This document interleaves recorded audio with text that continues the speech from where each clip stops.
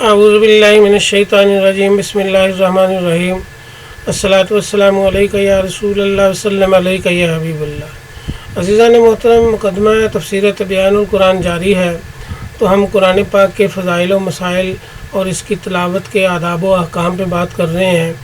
گفتگو کا آغاز کرنے سے پہلے آپ سے گزارش ہے کہ میرے چینل کو سبسکرائب کر دیں، ویڈیو کو لائک اور شیئر ضرور کریں اور کمنٹ سیکشن میں اپنی رائے سے ضرور آگاہ کیا کریں۔ امام ابو داؤد نے حضرت ابن عمر رضی اللہ تعالیٰ سے روایت کیا ہے کہ جب تک وہ اپنے ارادہ کے مطابق قرات نہیں کر لیتے تھے کسی سے بات نہیں کرتے تھے، اور امام بخاری نے روایت کیا ہے کہ قرآن مجید سے فارغ ہونے سے پہلے بات نہیں کرتے تھے۔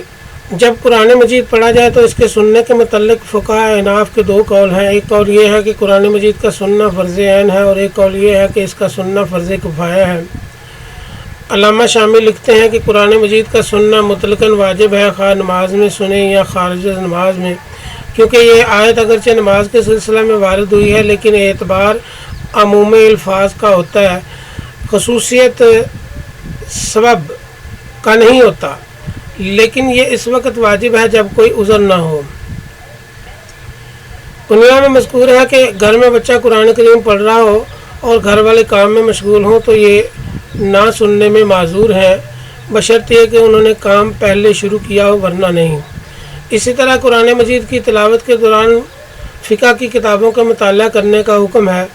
فقہ فتح القدیر میں ہے کہ خلاصہ کچھ اس طرح منقول ہے کہ کوئی شخص فقہ لکھ رہا ہے اور اس کے پاس بیٹھ کر کوئی شخص قرآن پاک پڑھنا شروع کر دے اور اس کے لیے قرآن مجید کو سننا ممکن نہ ہو تو گناہ پڑھنے والے پر ہے۔ اسی طرح اگر کوئی شخص چھت پر قرآن مجید پڑھے، لوگ سوئے ہوئے ہوں تو پڑھنے والا گناہ گار ہے، کیونکہ وہی شخص ان کے استماع سے اعراض کا سبب بنا ہے، کیونکہ وہ ان کو جگا کر ایذا پہنچا رہا ہے۔ اور شرح المنیہ میں مذکور ہے کہ اصل یہ ہے کہ قرآن مجید کا سننا فرض کفایہ ہے، کیونکہ قرآن مجید پڑھنے کا حق یہ ہے کہ اس کی طرف توجہ کی جائے، اس کو ضائع نہ کیا جائے، اور بعض لوگوں کے خاموش ہونے سے یہ حق ادا ہو جاتا ہے۔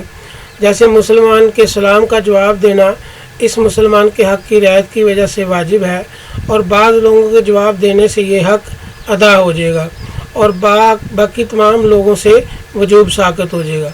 ہاں، قرآن مجید پڑھنے والے پر قرآن کریم کا احترام کرنا واجب ہے۔ بائیں طور کے بازاروں میں قرآن نہ پڑھے، نہ ایسی جگہوں پر قرآن مجید پڑھے جہاں لوگ اپنے کاموں میں مشغول ہوں۔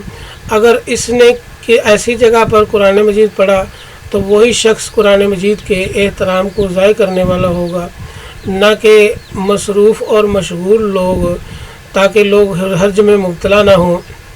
علامہ حموی نے اپنے استاد قاضی القضاء منکاری زادہ سے نقل کیا ہے کہ ان کی تحقیق یہ ہے کہ قرآن مجید کا سننا فرض عین ہے۔ رد المختار میں یہ مسئلہ بیان ہے۔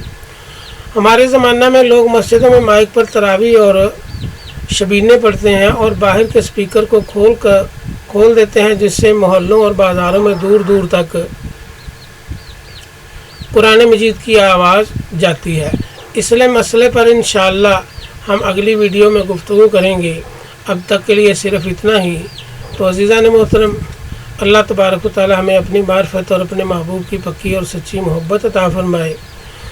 آخر میں پھر یہ گزارش ہے کہ میرے چینل کو سبسکرائب کر دیں اور میری ویڈیو کو لائک اور شیئر ضرور کریں۔ یہ عنوانات ہم الگ اس لیے کر رہے ہیں تاکہ آپ کو مسائل کو تلاش کرنے میں آسانی رہے۔ اللہ تبارک و تعالی ہمیں علم و حکمت عطا فرمائے۔ وآخر دعوانا ان الحمد للہ رب العالمین۔